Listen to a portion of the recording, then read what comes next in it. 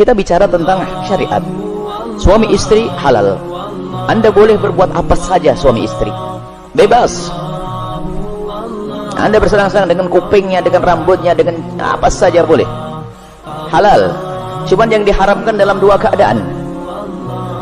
Waktu haid memasukkan ke lubang depan, memasukkan seorang suami alatnya ke lubang depan. Kemudian yang kedua yang diharamkan memasukkan ke lubang belakang, baik dalam keadaan haid atau tidak haid, hukumnya haram dan dosa besar. Ini usaha haid. Yas'alunaka 'anil mahid qul huwa adza fa'tazilun nisa fil mahid.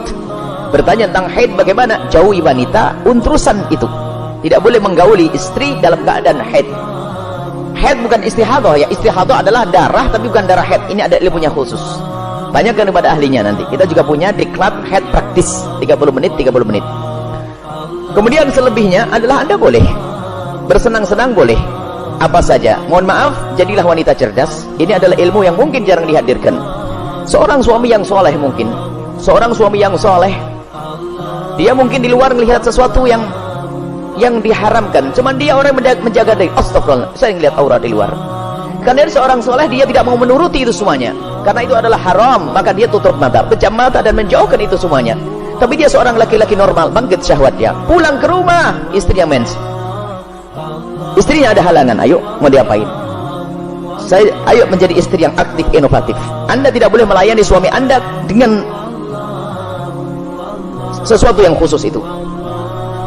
Tapi Anda harus bisa senangkan suami dengan diri Anda. Misalnya, mohon maaf, ini majelis mulia, jika seorang suami mengeluarkan air mani dengan tangannya sendiri, maka dia telah melakukan kesalahan dan dosa.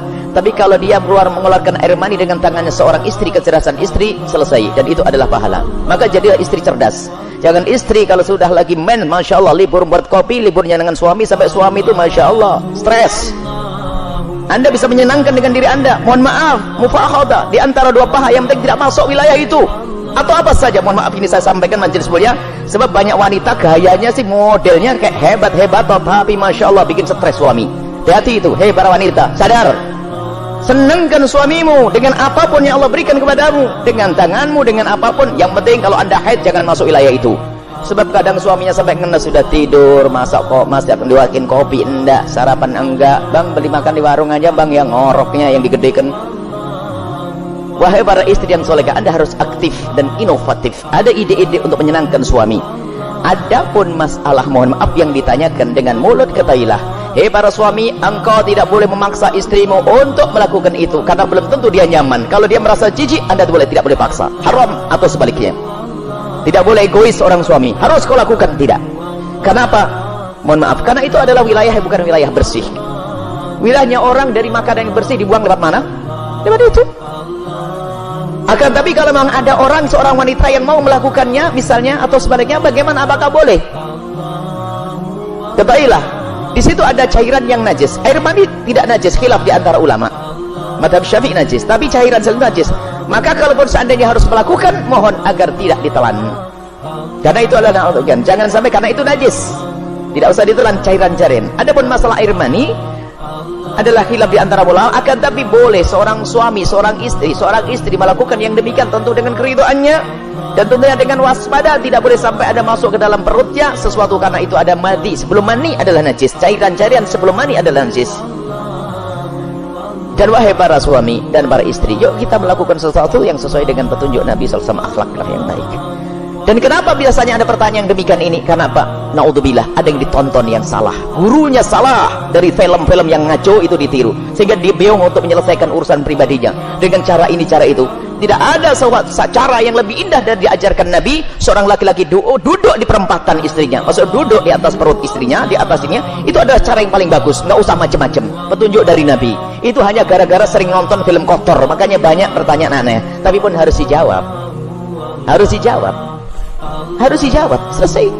Semoga Allah bisa menjadikan Anda orang yang bisa menyenangkan. Termasuk wahai para suami, mungkin ada seorang suami yang, mohon maaf, ada bermacam-macam sebab, ada ejakulasi dini dan sebagainya. Tapi ketahuilah, jangan biarkan istrimu terlantar. Dia bisa senang dengan jemarimu, dengan tanganmu, dengan anda, dengan apapun, dengan cumbuanmu. Jangan sampai menjadi seorang suami egois. Dan Nabi marah. Nabi marah dengan seorang laki-laki yang mendatangi istrinya seperti binatang mendatangi betinanya. Nggak pakai mukaddimah, pakai minyak wangi dulu deh para suami, sikat gigi yang bersih, kemudian cumbu, rayu, seperti halnya engkau ingin melihat dia cantik, dia jaga ingin melihat engkau paling nggak agak ganteng dikit deh. Kemudian lihat seperti halnya matanya ingin melihat dirimu indah, telinganya juga ingin mendengar kalimat indah, dan juga hidungnya pun juga ingin mencium bau harum. Cobalah siap. Makanya sebelum pulang kantor itulah mampir pom bensin dulu deh, bersih-bersih pakai minyak wangi. Ini penting.